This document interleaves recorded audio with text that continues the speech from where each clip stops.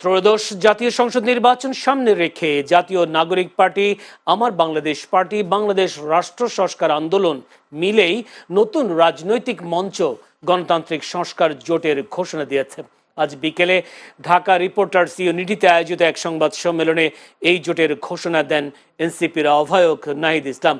সংবাদ সম্মেলনে আরও উপস্থিত ছিলেন এবি পার্টির চেয়ারম্যান মুজিবুর রহমান মঞ্জু, রাষ্ট্র সংস্কার আন্দোলনের প্রধান সমন্বয়কারী অ্যাডভোকেট হাসনাত কাইয়ুম, এনসিপির সদস্য সচিব আখতার হোসেন।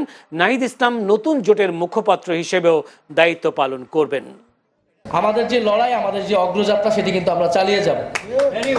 আমরা বরং এটাই বলতেছি যে এই যে ভোটের মাঠকে কেন্দ্র করে, নির্বাচনকে কেন্দ্র করে যে বিভিন্ন জোট ভাঙছে বা জোট গড়তেছে, আমরা সেটারই বিরুদ্ধে।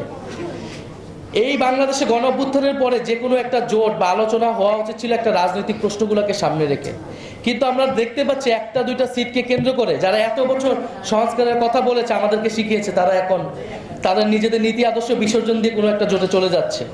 বাংলাদেশে 24 সালে যে অভ্যুত্থান হয়েছে, সেই অভ্যুত্থান টিকবে কি টিকবে না, এই অভ্যুত্থানের ভেতর দিয়ে যে সংস্কারের আকাঙ্ক্ষা তৈরি হয়েছে, সেই সংস্কার আসলে পূর্ণাঙ্গভাবে বাংলাদেশে হবে কি হবে না, এই আন্দোলনে এবং এই সংস্কারের পক্ষে যারা জীবন দিয়েছে, তাদের জীবনের পক্ষে আসলে এখানকার রাজনীতিবিদরা সঠিক ভূমিকা পালন করতে পারবে কি পারবে না, জনগণ সেখানে আসলে এটা নির্ধারণ করবে আগামী নির্বাচনে।